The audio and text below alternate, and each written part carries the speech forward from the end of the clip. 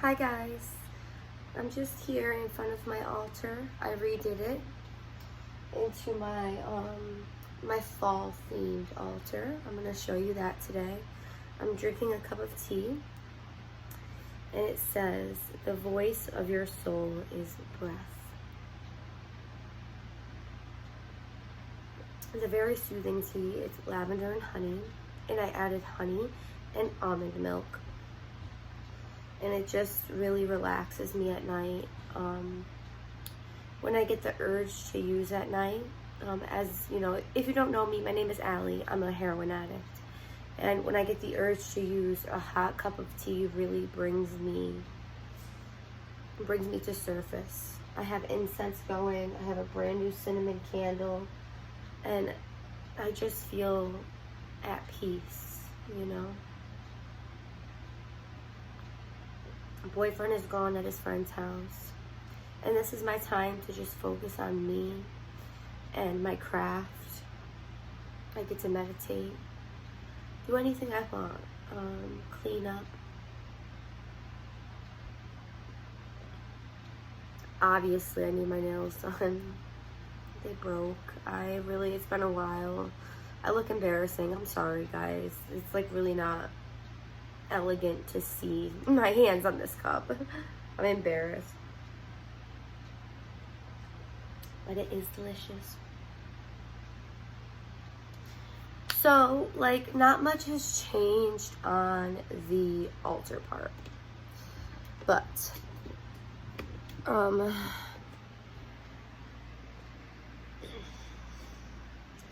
as you can see, I added some pumpkins back there. The Buddha with the feathers still there. I rearranged my flowers to be like that. Hold on, I'm gonna get up so I can get a better view. So also I put this up here. It says give thanks. And then from this side, this is how she looks.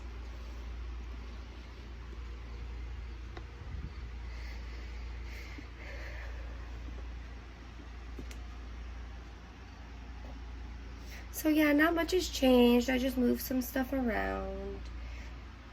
I have cinnamon sticks going. I have my lovely little baby boy. Moon water always there. Some candles in the back. Extra moon water down here, and that's about it. But I love this time of year. I know, listen, summer's not even over, and I'm like already so excited for the spring season. I mean, the autumn season.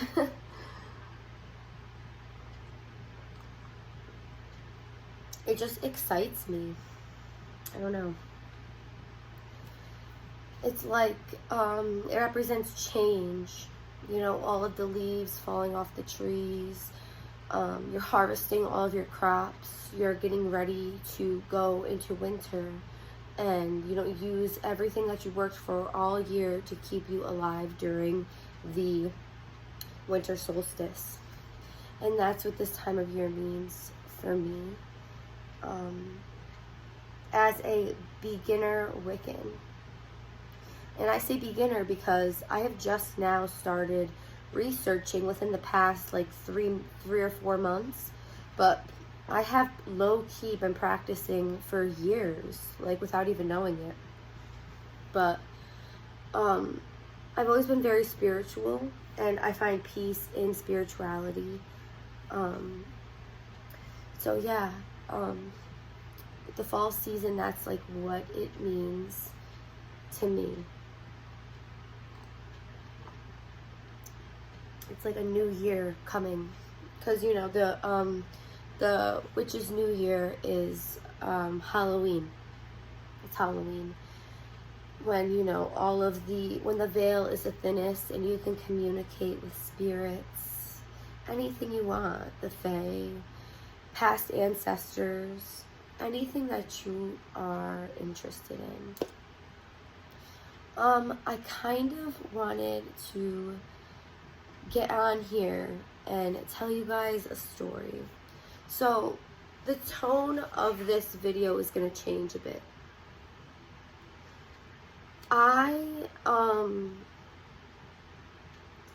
As you know, I am a heroin addict. And I have been for many years. And it is very hard for me to get clean. Ever since I was a baby, I was very hard at self-soothing. I could not soothe myself. I always needed something else to soothe me. I was always very overly emotional. I always grasped and needed more from people. I felt like people couldn't give me enough love. Like I was just this vessel that was like a never-ending vessel of love. Like I need love. Like even though I had so much love, I felt like it wasn't enough. It's so weird. Like my heart was never full. And you know, I've been like that my whole life, and I've been trying to fill that void for as long as I can remember. And then heroin came. And honestly, it filled that void, and it's really sad to say. But I'm going to tell you one of the consequences. Obviously, there is many consequences of using this drug. I made this channel to warn others about this drug. Yesterday, I made or it was the night before. I can't even remember. I picked up one of my good friends. She also uses. I'm not gonna name her in this story. I'm gonna call her Debbie. But she is an amazing soul, and she's a really good person. I love her to death. I decided to pick her up last night after work. And you know, I had this feeling in my stomach like, Allie, you should just go home tonight and relax. But no, that didn't happen. I went. I picked Kayla up. We stopped on the side of the road near her home, and we were going to get high there. So we start tying off our wrists, tying off our arms, getting the blood pumping to the veins. She's going first. She ties off. She gets the vein immediately. She injects. I'm tied off. She has the needle. She's going to help me do it because I miss a lot. All of a sudden, there's blue lights behind me, blue lights ahead of me, blue lights on the side of me. I ripped off the what the fuck is it called? The strap, you know, like the little rubber strap. I forgot what it's called, but I ripped it off. She had a shit ton of needles on her. She shoved them underneath the seat, which I don't think that was the best idea, but whatever. And I took whatever heroin I could grab out of my purse without looking, because they were coming quick to the window. Quick. I grabbed whatever it was, and I put it in my pants. I shoved it right in my pants. And they were like, we got a call that there was a suspicious vehicle sitting in front. We got a call from a woman saying that there was a suspicious vehicle sitting in front of her apartment. And he was like, you guys aren't doing anything illegal, right? And we said, no, we haven't done anything, sir. And then there was 4 police officers. One of the other officers was shining his light in. He saw an orange needle cap and a cotton. And he said, I'm going to need you two to step out of the car because I see a orange needle cap and a cotton, and I need to search this vehicle. My heart is racing at this point. I have never been arrested with any type of drug on me besides marijuana. So I was very, very nervous. I was shaking to my core. Like, my whole body was shaking, like, nonstop. The police officer saw me on the curb shaking. He was like, can we get her a jacket? I was like, I'm not cold. Like, I'm sweating. Like, I was constantly shaking because I was so scared of the consequences. This has never happened to me. And you would think that I would be prepared for something like this, but I wasn't. He searches my car.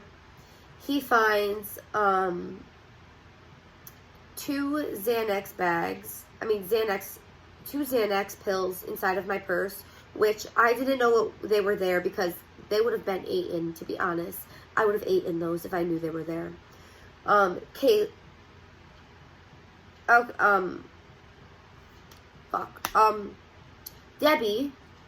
Debbie, I'm not going to talk about Debbie's charges, actually. I'm just going to talk about mine.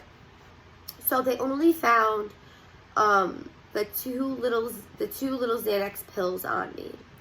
And the rest of what I had was shoved inside of my pants.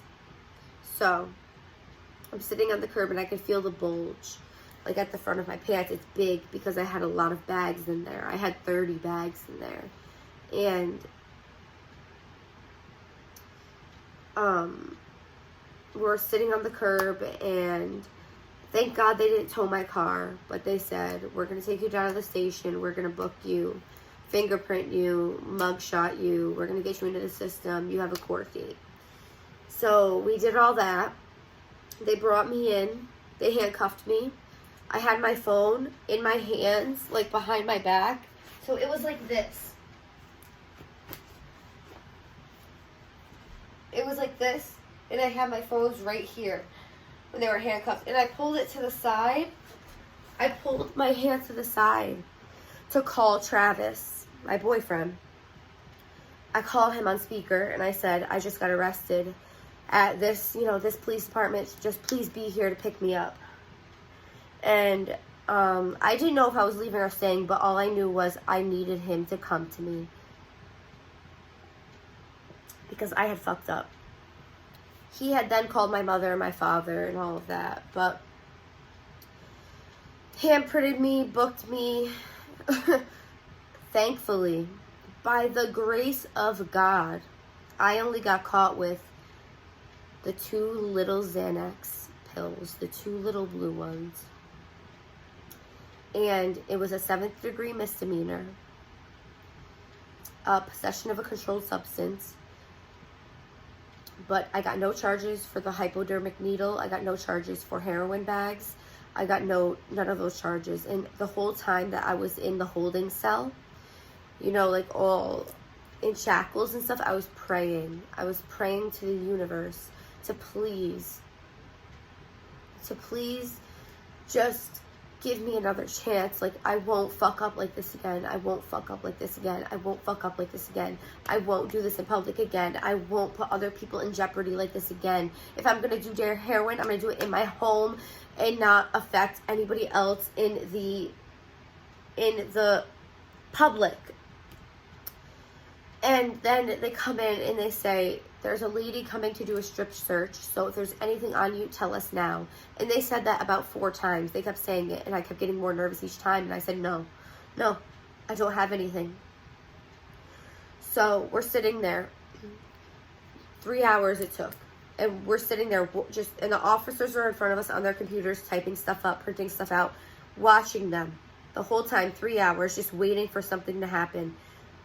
Waiting for them to tell us something, anything. And the whole time my heart is beating, my head is racing.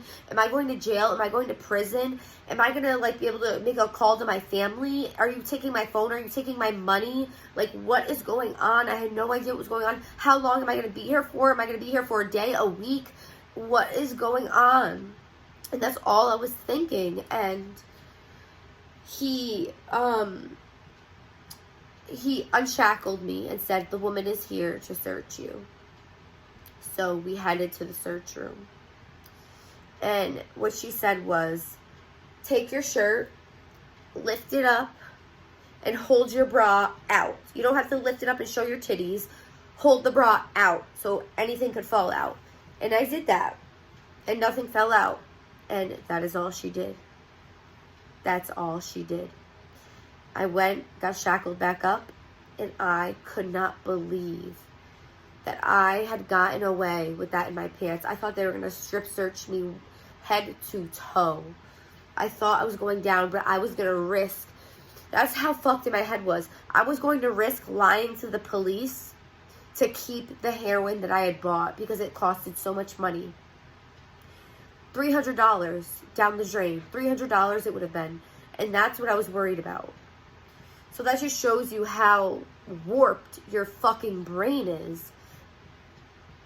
So anyway, get my fingerprints done, get my mugshot done, and you're on your way. It was midnight, 12:30, and they said you can walk or someone can pick you up. So me and Debbie, we start trucking it. It's freezing out, by the way. It was freezing that day. It was probably like 60 degrees at night, and it was freezing. We were in tank tops, shorts, because it was hot that day, but it was freezing at night. And she has like a hard time walking because of her scoliosis or something like that. And we're walking, and we're just glad to be out. But we took the journey to her house. It was a long night, a really long night. Fuck, I keep almost saying her name, bro.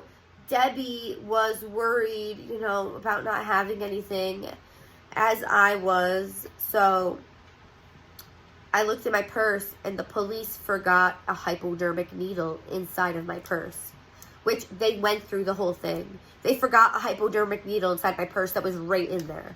So it was just crazy. It was crazy. We were both just exhausted at that point. So she was home. I drove myself home, explained what happened to my boyfriend, called my mother, called my father, let them know everything was okay. The cop at the station when I was leaving had told me that since my record was clean, that I was probably going to be given a fine, and since that I was in a methadone clinic, that would also lessen the fine. So I'm fingers crossed that that is all I get. I've never been through this. If you have been caught with heroin or any other substances for the first time offense, can you tell me below what will happen? But anyway, those are the types of things that come with heroin addiction. You risk going to jail. You risk going to prison. You risk your best friend overdosing next to you. You risk a lot of things. You risk losing your own life. So I'm just here to tell my stories in hopes that you guys choose a different life. But that's really all I have to say. If you have any more questions about the story, leave them below. If you have any questions about my altar, leave them below. It is not done. The altar is not done. I'm still adding more. It's still pretty plain to me.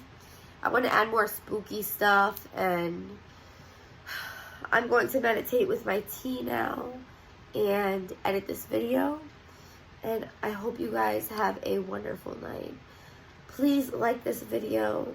Comment if you have any questions or anything. Comment anything. Share this video if you feel necessary. And please, please, please subscribe to my channel to support my dreams. Thank you. Love you.